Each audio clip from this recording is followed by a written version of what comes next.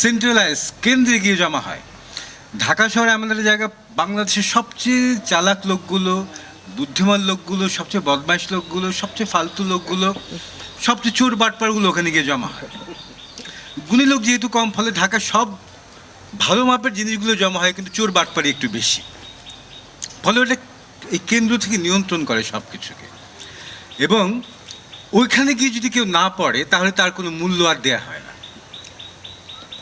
রাষ্ট্র ব্যবস্থাটা যেরকম নিয়ন্ত্রিত, সব ঢাকায় হতে হবে। এখানে একটা প্রাইমারি স্কুলের শিক্ষককে কোনো একটা কাজ করতে হলে ঢাকায় যেতে হবে। এত দূর থেকে কেন? ভালো চিকিৎসা করতে হলে আপনাকে ঢাকায় যেতে হবে।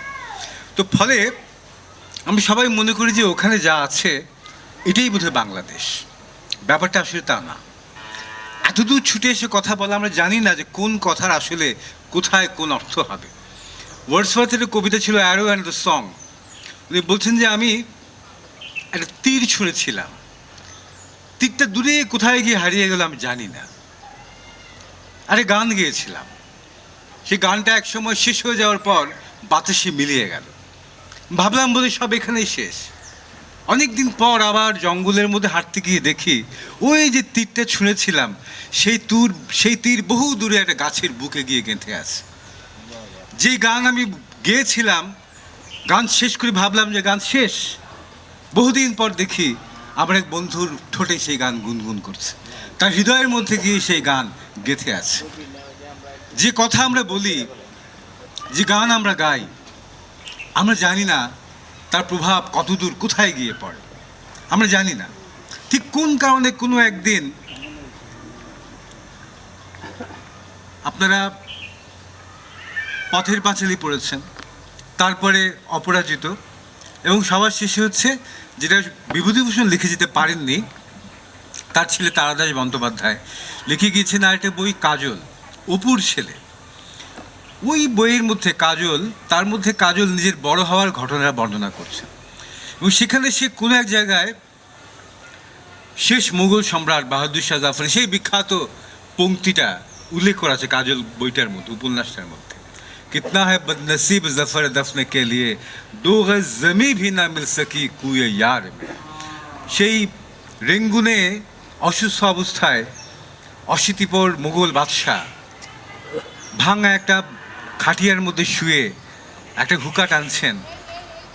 তাকে কাগজ কলম দেওয়া হয় না, তিনি চুন লাগানো সাধারণ দেয়ালের গায়ে কয়লা দিয়ে লিখছেন জীবনের শেষ ইচ্ছা, কিতনা হ্যায় বদনসিব জফর দফনে কে লিয়ে দো গজ জমি ভি না মিল সকি কুয়ে ইয়ার মে। শেষ মুঘল সম্রাট লিখছেন, কতটা হতভাগ্য জাফর। ভাবো তোমরা হে বন্ধুরা, যে প্রিয়র গলিতে, বন্ধুদের গলিতে যে দাফন হবে, কাফন হবে, কবর হবে তার, এর জন্য শেষ মুঘল সম্রাট 2 গজ জমি তার কপালে জুটল না। এই কবিতাটা কাজল বইটার মধ্যে লেখা আছে, উপন্যাসটার মধ্যে। আমিও পড়েছিলাম যখন আমি ক্লাস 7-এ পড়ি।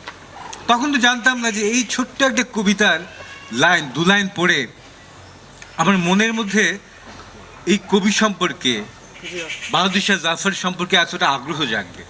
সে আগ্রহ শেষ পর্যন্ত আমাকে মির্জা গালিবের কাছে নিয়ে যাবে, সেখান থেকে নিয়ে যাবে আরও বড় বড় কবিদের কাছে, নিয়ে যাবে গল্পকার, উপন্যাসিক সাদাত হাসান মান্টুর মতো যিনি আছেন তাদের কাছে। ফলে আমরা জানি না কোন কথা, কোন শব্দ কোথায় গিয়ে সেই বন্ধুর বুকে গেঁথে থাকা গানের মতো, তীর থেকে ছুঁড়ে দেয়া, ধনুক থেকে ছুঁড়ে দেওয়া তীরের মতো কোন বাগানের মধ্যে, কোন গাছের গায়ে গেঁথে যাবে আমরা জানি না। আজকে আমরা যে এতগুলো কথা বললাম, আমরা জানি না এখানে কার বুকে কোন কথাটা গেঁথে থাকবে সেই ছুঁড়ে দেওয়া তীরের মতো।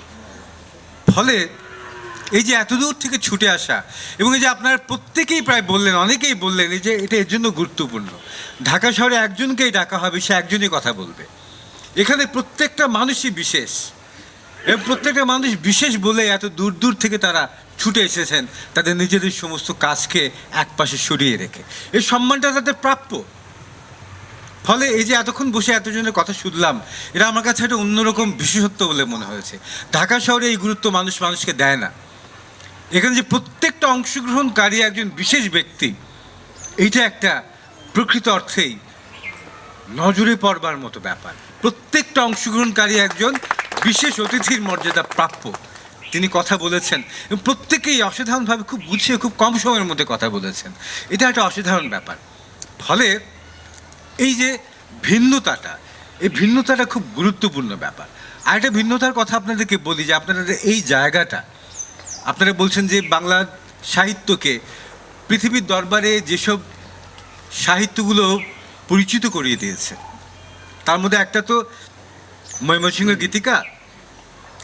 আরেকটা বিষয় আপনাদেরকে বলি, যে বিষয়টা নিয়ে একটু আগেও বললেন রুমি, যে উর্দু সাহিত্যের কথা।